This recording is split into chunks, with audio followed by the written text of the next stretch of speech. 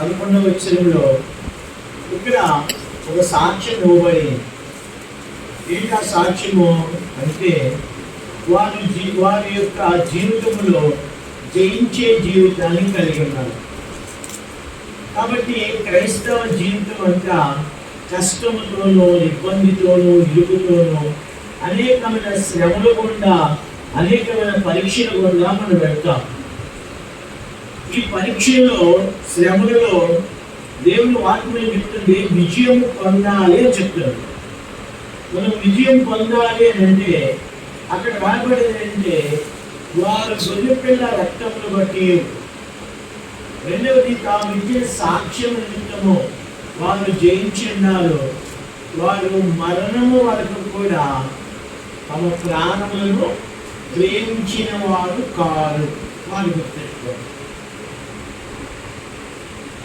మన క్రైస్తవ జీవితం ఎంతో శ్రమతో కూడిందని మనం చెప్పుకున్నాం. ఈ క్రైస్తవ జీవితంలో అనుదినము కూడా ఒక యుద్ధము లాంటిది. అనుదినము ఆ యుద్ధంలో గెలుపు పొందాలని దేవుడు కోరుతున్నారు. కాబట్టి ఇప్పుడు కొన్ని అనారోగ్యాలు వస్తాయి, కొన్ని శ్రమలు వస్తాయి, కొన్ని పరీక్షలు వస్తాయి, కొన్ని శోధనలు వస్తాయి, కొన్ని ఇబ్బందులు వస్తాయి, కొన్ని ఉపద్రవాలు వస్తాయి. ఇవన్నీ చెప్పొస్తాయా? మనకి చెప్పొస్తాయా? రావు. వచ్చిన తర్వాత మనం అనుకుంటాం దీన్ని ఎలాగునా బయటపడాలి. చూడండి, ఒక పక్షి పంజరంలో పడితే, అంటే ఊరిలో పడితే ఆ పక్షి ఎలా కొట్టుకుంటుంది? గిరిగిరగా కొట్టుకుంటుంది. ఒక చేప వల్ల పడితే అది బయటికి రావడానికి ఎలా చేస్తుంది? విశ్వ ప్రయత్నాలు చేస్తుంది కదా. కాబట్టి అలాగే క్రైస్తవులో మన శ్రమల గుండా మనం వెళ్తున్నప్పుడు, రోగాల గుండా వెళ్తున్నప్పుడు, ఇబ్బందుల గుండా మనం వెళ్తున్నప్పుడు, దుఃఖాల గుండా మనం వెళ్తున్నప్పుడు, ఉపద్రవాల గుండా మనం వెళ్తున్నప్పుడు, పరీక్షల గుండా వెళ్తున్నప్పుడు, నిందల గుండా మనం వెళ్తున్నప్పుడు, పేదరికం గుండా మనం వెళ్తున్నప్పుడు, తర్వాత కరువు గుండా మనం వెళ్తున్నప్పుడు, మనకి ఎటువంటి సహాయం మనకి లేనప్పుడు మనము గిజగిజలాడిపోతూ ఉంటాం. మనం ఎంతో బయటికి రావాలని మనము ప్రయత్నం చేస్తూ ఉంటాం. కాబట్టి ఇక్కడ చేరవచ్చిన మనందరికీ కూడా అది అనుభవమే. కాబట్టి ఇక్కడ అన్నిటిలో మనం విజయం పొందాలంటే ఇక్కడ రాయబడింది ఏంటంటే మరణము వరకు తమ ప్రాణములను ప్రేమించిన వారు కారు. అయితే మనము మన ప్రాణాలను ప్రేమించలేదు. కానీ అక్కడ రాయబడింది రోమాపత్రిక 8వ అధ్యాయము 30వ వచనంలో విజయము పొందాలంటే అక్కడ అన్నాడు, ఆయన మనల్ని ప్రేమించిన వాని ప్రేమను బట్టి అత్యధికమైన విజయాన్ని మనం పొందుతున్నాం.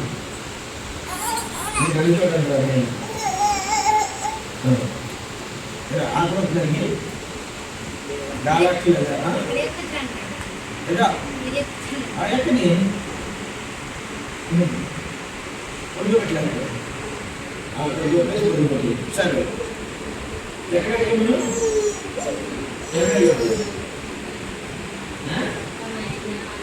అయినను మనల్ని ప్రేమించిన వారి ప్రేమను బట్టి మనము అత్యధికమైన విజయాన్ని చేస్తాం, పొందుతాం. అత్యధికమైన విజయం. కాబట్టి ఒకటి చూడండి, విజయం పొందాలి అని అంటే మొదటిగా మనం చేయవలసింది ఏంటంటే మన ప్రాణమును ప్రేమించకూడదు. అందుకనే అక్కడ సాక్ష్యం ఇచ్చాడు, వారు గొర్రెపిల్ల రక్తమును బట్టి. ఏంటంటే గొర్రెపిల్ల రక్తమును బట్టి అంటే యేసుక్రీస్తు యొక్క పై చూడాలన్నారు. పై చూడాలి సరే సమయం చక్కగా సిస్టర్స్ బాగా ఉన్నాయని కృషి ఉండిపోతుంది. కృషి ఏం చేస్తారు చూపించారు. వారు మరణం వరకు కూడా ప్రాణములు ఏం చేసేది? ప్రేమించలేదు. అయితే గొర్రెపిల్ల రక్తము అంటే యేసుక్రీస్తు యొక్క రక్తము మనకేం తీసుకొస్తుంది? విజయము తీసుకుని వస్తుంది కదా. యేసుని రక్తమే జై అని పాఠం లేదు. కాబట్టి యేసుక్రీస్తు యొక్క రక్తము మనము ఎప్పుడైతే యేసుక్రీస్తు యొక్క రక్తంలో ఎప్పుడైతే కనబడతామో మనం అన్నిటిలో కూడా ఏం పొందుతాం? విజయములు పొందుతాం. ఎందుకని? యేసు ప్రభువు యొక్క రక్తము శక్తి కలిగినది, యేసుక్రీస్తు యొక్క రక్తము మహిమ కలిగింది, యేసుక్రీస్తు యొక్క రక్తము పరిశుద్ధమైంది, యేసుక్రీస్తు యొక్క రక్తము పవిత్రమైంది, యేసుక్రీస్తు యొక్క రక్తము పాపాన్ని కడిగేది, యేసుక్రీస్తు యొక్క రక్తము పాపాన్ని ప్రక్షాళన చేసేది, యేసుక్రీస్తు యొక్క రక్తము పాపం నుంచి విడుదల తీసుకుని వస్తాడు, యేసుక్రీస్తు యొక్క రక్తము అనేకమైన శోధన నుంచి బయట తీసుకుని వస్తాడు, యేసుక్రీస్తు యొక్క రక్తము మనకు విజయాన్ని తీసుకుని వస్తాడు. అందుకని మనం ఎల్లప్పుడూ కూడా రక్తము కిందకి మనం రావాలి. ఆ రక్తం, ఆ గొర్రెపిల్ల యొక్క రక్తము. అందుకని మన సీయోను గీతాల్లో ఒక పాట ఉంది, దేవ గొర్రెపిల్ల రక్తం ముందు నీవు కడగబడితివా. కాబట్టి దేవ గొర్రెపిల్లని యేసుక్రీస్తు ప్రభువు రక్తంతో ఎవరైతే కడగబడతారో చూడండి, ఆ రక్తం ఎప్పుడైతే భూమి మీదకి వచ్చి చూడండి, యేసు ప్రభువు సిలువలో ఆయన సిలువ వేయబడినప్పుడు యేసు ప్రభువు చేతుల నుంచి, పాదల నుంచి, తర్వాత పక్కలో నుంచి, తల నుంచి, వీపు నుంచి, ఆయన శరీరం అంతా నుంచి ఏం కారుతుంది? రక్తం కారుతుంది. ఎప్పుడైతే రక్తము ఆ యొక్క కల్వరి కొండ మీద పడిందో, భూమి మీద పడిందో, అక్కడ ఆయన చనిపోయినప్పుడు ఏం రాయబడిందంటే దేవాలయపు తెర పై నుండి కిందికి ఏమైంది? చిరిగింది. అంటే పరిశుద్ధమైన స్థలము, అటు పరిశుద్ధ స్థలం ఏమైపోయింది? కలిసిపోయింది. అంటే ఇప్పుడు ప్రతి పాత నిబంధనలో దేవుని మందిరానికి వెళ్ళాలంటే మనకు ప్రవేశం లేదు. మనకి ఏం లేదు? ప్రవేశం లేదు.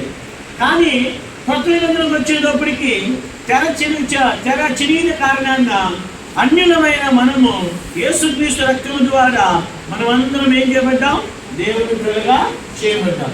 ఈ దేవుని పిల్లలుగా చేయబడ్డాం. వీళ్ళని దేవుడి వాక్యం ఏం చెప్తుందంటే అన్నిటిలో విజయం మనం పొందాలి.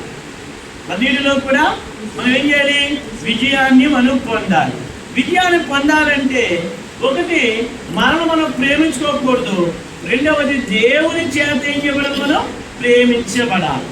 అందుకే దేవుని చేత ఎవరు ప్రేమించబడతారు? చూడండి, యాకోబు పత్రిక 2వ అధ్యాయము 5వ వచనం చదవండి. ఇప్పుడు యాకోబు పత్రిక 2వ అధ్యాయము 5వ వచనం చదవాలి. నువ్వు వాడు అనుకుంటే చదువుగా యాకోబు పత్రిక 2వ అధ్యాయము 5వ వచనం పెట్టుకుంటుంది కదా. దొరికిందమ్మా అమ్మ జడ్సన్ దొరికిందా? సంవత్సరాలు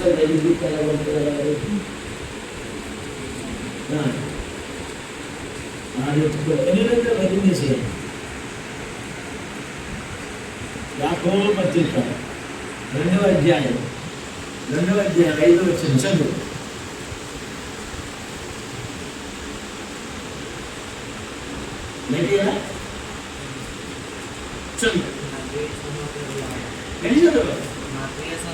నా ప్రియ సహోదరులారా ఆలకించుడి, ఈ లోక విషయములో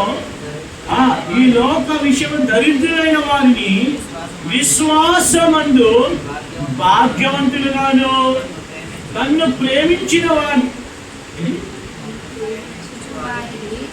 ప్రేమించు వారికి తాను వాగ్దానము చేయని రాజ్యమునకు వారసులుగా చేశాడు.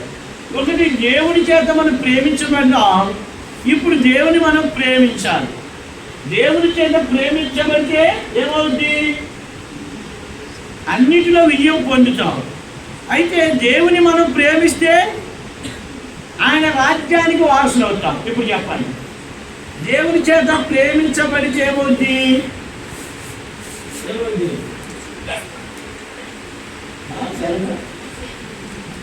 అన్నిటిలో విజయం పొందుతాం. దేవుని మనం ప్రేమిస్తే ఏమవుతుంది? అసలు మనం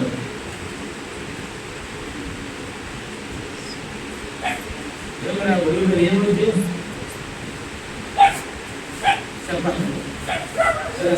ఏమవుతుంది? అట్లా అన్నిట్లో దేవుని చేత ప్రేమించబడితే అన్నిట్లో విజయం పొందుతాం. మనము దేవుని ప్రేమిస్తే ఏం జరుగుతుంది? దేవుని రాజ్యానికి వారసులు అవుతాం. చూడండి, చెప్పండి. ఇప్పుడు చెప్పిన దేవుని చేత ప్రేమించబడితే ఉంది.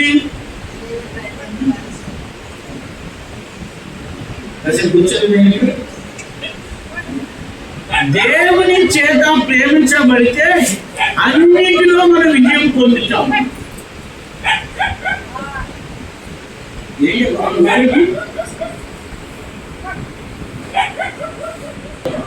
దేవుని మనం ప్రేమిస్తే ఏమొస్తుంది మనకి? దేవుని రాజ్యానికి వారసులుగా మనం చేయబడతాం. కాబట్టి ఇక్కడ దేవుని ఇక్కడ ఏమన్నాడంటే అయినను ఇప్పుడు రాబోయే దినాల్లో మనం వ్యవసాయం చేయాలి. దేవుడు ఆ ఫలాలను విజయవంతంగా చేయాలి అంటే దేవుడు వాక్యం చెప్తుంటే మన పొలం పండాలన్నా చూడండి. కీర్తన గ్రంథంలోకి రండి. కీర్తన గ్రంథము 66వ అధ్యాయం. కీర్తన గ్రంథము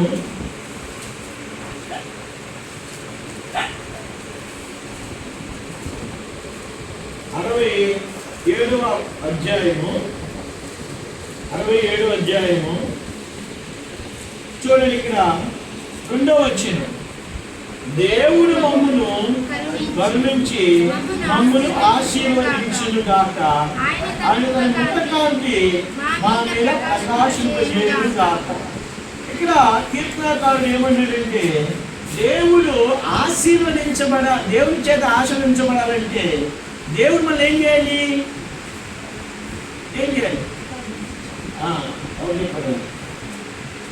కరుణించాలి. ఏం చేయాలి? కరుణించాలి. అందుకే ఇక్కడ ఏమనంటే దేవుడు మమ్మల్ని కరుణించి ఆశీర్వదించును గాక అన్నాడు. మరి దేవుడు కరుణించాలంటే ఏం చేయాలి? మనం ఆశీర్వదించాలంటే దేవుడు కరుణ కావాలి. మరి దేవుడు కరుణ కావాలంటే మనం ఏం చేయాలి? రండి, 3వ వచనం చదవండి. దేవా, ప్రజలు నిన్ను స్తుతించుదురు గాక, ప్రజలందరూ నిన్ను స్తుతించుదురు గాక. ఏం చేయాలమ్మా? దేవుడు మనం ఆశీర్వదించి దీవించాలంటే మనం ఏం చేయాలి? దేవుడు కరుణ కావాలి. దేవుడు కరుణ మనకు ఆశీర్వాదం తీసుకొస్తుంది. దేవుడు ఆశీర్వాదం కావాలంటే ఇక్కడ అన్నాడు కీర్తనకారుడు, ప్రజలు నిన్ను స్తుతించుదురు గాక, ప్రజలందరూ నిన్ను స్తుతించుదురు గాక. కాబట్టి దేవుణ్ణి స్తుతించడం ద్వారా చూడండి ఏమన్నాడు ఇక్కడ. చూడండి, ఇక్కడ 4వ వచనం. జనములు సంతోషించుచు ఉత్సాహధ్వని చేయుగాక. ఏం చేయాలండి? దేవుని ఉత్సాహ సంతోష గానములు చేయాలి. అంటే ఇప్పుడు పాటలు మనం పాడాం, సంతోష గానం. కాబట్టి పాటల ద్వారా కూడా దేవుడు ఏం చేస్తాడు? మాట్లాడుతాడు. కాబట్టి పాటలు పాడుతున్నప్పుడు మనం సంతోషంగా పాటలు పాడాలి. పాటలు చాలా మంది పాడరు. కొంతమంది ఆదివారం పాటలు అయిపోయిన తర్వాత వస్తారు మందిరానికి. పాటలు ఏంటో తెలుసా? ఇటువరకు సినిమా వాల్ పోస్టర్లు చూడండి, ఇటువరకు ఆ గోడల మీద అంటించేవాళ్ళు కదా, తెలుసా మీకు? చెప్పండి, ఎంతమంది చూశారు వాల్ పోస్టర్లు? ఎవరు తెలుసు? ఇంకా మరి చేయచ్చు.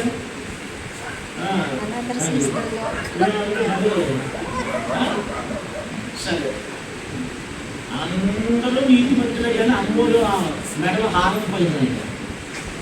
చెప్పండి, ఒక ఊళ్ళోకి వెళ్ళారంట, అందరూ భక్తులే, కానీ వెళ్ళొచ్చినప్పటికీ అమ్మోరు మెడలు ఎవరైపోయింది?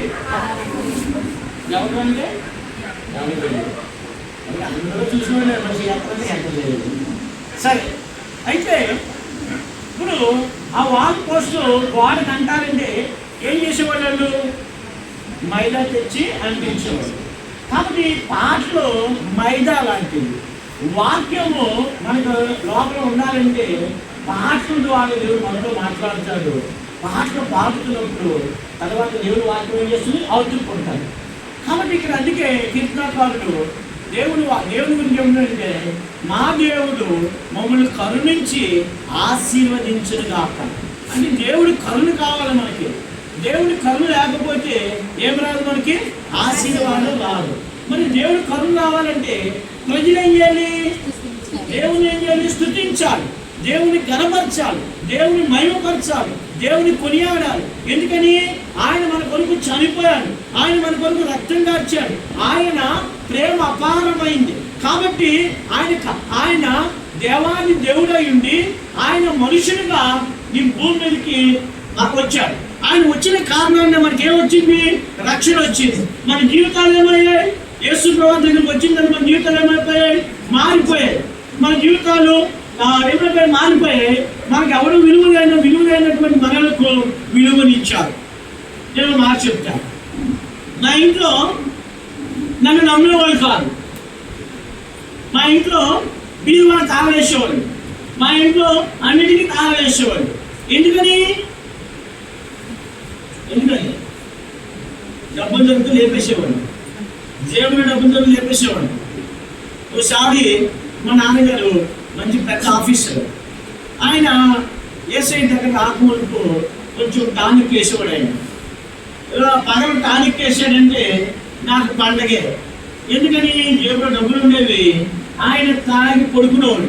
పడుకుంటే డబ్బులు ఏం చేసేవాడు? జేబులో లేపేసేవాడు. లేకపోతే భక్తులు ఏం జరుగుతుంది ఆయనకి తెలియదు. అలాగే సాయంకాలం కూడా అలాగే ఎప్పుడు వెళ్తే అప్పుడు తాగి తీసుకోండి. ఒక రోజున పడుకున్నాడు ఆయన. మా నాన్నగారు పడుకున్నాడు. నాకు అనుకున్నాను, నేను తాగేసి పడుకున్నానులే అనుకుని చెప్పి జేబులో ఒక రూపాయి ఉంది. ఆ రూపాయి ఏం చేసాను తెలుసా? వేసి వెళ్ళిపోయాడు, చదువుకోవడానికి వెళ్ళిపోయాడు. మా నాన్నగారు వెళ్ళిపోవచ్చు. ఆ రోజు ఆ పాపం కర్మకాలి టానిక్ వేయలేదు. కాబట్టి ఆయన ఏం చేశాడు? సరాసరి వచ్చేసి నా దగ్గర డబ్బులు తీసుకున్నాడు. చూడండి, అందువల్ల నా జీవితము ఎవరు నమ్మేవాళ్ళు కాదు. కానీ యేసుక్రీస్తు వల్ల నమ్ముకున్న తర్వాత, నా పాపాలు క్షమించబడిన తర్వాత ఎప్పుడు కూడా దొంగతనం చేయడం మానేశాను. కాబట్టి బూతులు మానేశాను, అబద్ధాలు మానేశాను, పోకిరి మాటలు మానేశాను, చెడ్డ స్నేహాలు మానేశాను. నా జీవితం మార్చబడింది. అప్పటి వరకు నన్ను అసహించుకునే వాళ్ళు నన్ను గౌరవించడం మొదలుపెట్టారు. నా స్నేహితులు అప్పటి వరకు స్నేహితులతో ఆ అబద్ధాలు బూతులు జోకులు వేసేవాడిని. ఎప్పుడు చేసే నమ్ముకున్నానో వాళ్ళు నా దగ్గరకు వచ్చేటప్పటికి బూతులు మాట్లాడడానికి కూడా భయపడేవాడు. భయపడి ఏం చేసాము? ఇక్కడ భక్తులు ఉండడం మాట్లాడకూడదు అనేవాడు. అప్పుడు వాళ్ళని గౌరవంగా చూడడం మొదలుపెట్టారు. ఎందుకు గౌరవంగా చూడడం మొదలుపెట్టారు? యేసుక్రీస్తు వారు నాకు గౌరవం ఇచ్చారు. అలాగే మీకు గౌరవం రావాలంటే మీ జీవితాలు మార్చబడాలి, మీ బ్రతుకులు మార్చబడాలి. కాబట్టి మనం ఇక్కడ దేవుని మహిమపరచని కారణం ఏంటంటే, చూడండి, దొంగలు మోసగారని మనలను యేసు ప్రభువు రక్షణలో తీసుకొచ్చాడు, బ్రతుకులు మార్చాడు. ఇప్పుడు పరిశుద్ధులుగా చేయబడ్డాం. ఇప్పుడు లోకంలో ఉన్న వాళ్ళు దాన్ని ఏమంటారండి? ఏమంటారు? పరిశుద్ధులు అంటారు. ఇంకా చెప్పని ఇంకోటి మంచి మాట వాడతారు. ఏం వాడతారు వీళ్ళు? మీరు దేవుని పిల్లలేమో, ఏం పిల్లలు? వాళ్ళు ఏమంటారండి? మీరు దేవుని పిల్లలేమో అంటారు. చూసారా ఎంత గొప్ప పేరు ఇచ్చాడు దేవుడు. మన ఎవరి పిల్లలు? చెప్పండి, ఏం చెప్పి ఎవరి పిల్లలు? దేవుని పిల్లలు. ఎంత బలతండి దేవుని పిల్లలు అంటే. చూడండి, అంత గొప్ప. అందుకని ప్రజలు దేవుని స్తుతించాలి. తర్వాత ఏం జరుగుతుందంట? ప్రజలందరూ స్తుతించాలి కాక. ఇప్పుడు 6వ వచనంలో చూడండి ఏముంది? అప్పుడు భూమి దాని ఫలమిచ్చును, దేవుడు మా దేవుడు మమ్మను ఆశీర్వదించు. చూసారా, దేవుడు దీవించి ఆశీర్వదించాలంటే ఏంటంటే దేవుని స్తుతించాలి, దేవుని ఆరాధించాలి, దేవుని మహిమపరచాలి. దైవజనుడు భక్తి సింగాల దగ్గర దాస్వామి గారిని ఒక మంచి జతపని వాడు ఉండేవాడు. మంచి ప్రసంగికుడు ఆయన, తమిళియన్ ఆయన. సమస్తం విడిచిపెట్టి యేసయ్య సేవకు వచ్చాడు. భక్తి సింగాల తర్వాత ఆయన యజ్ఞంలో ఆయనే ఉండేవాడు. అయితే ఒకసారి ఆయనకి జ్వరం వచ్చింది. జ్వరం వస్తే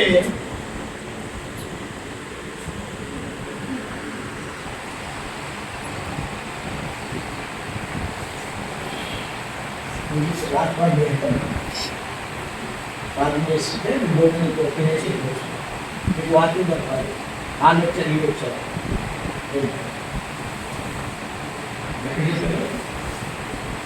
ఏం చెప్పండి నాశనగాలు జ్వరం వచ్చింది. జ్వరం వస్తే వాళ్ళ కొడుకు పంపి నాకు జ్వరం వచ్చింది భక్త సింగ్ గారిని పిలుచుకురారా నా కోసం ప్రార్థన చేస్తారు అని చెప్పారు.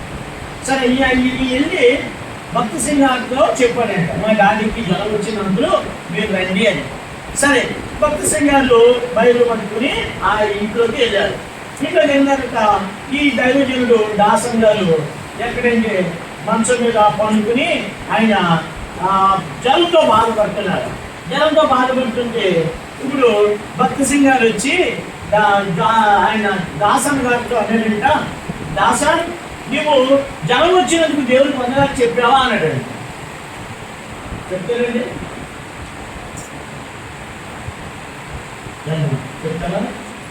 జనం ఉంటే చెప్తారా? చెప్పాలి కదా చెప్తారా? అయితే ఈయన ఆశ్చర్యపడి అంట మేలు చేస్తే దేవుడు వందనాలు కానీ జనం వస్తే రోగం వస్తే వందనాలు చెప్పండి.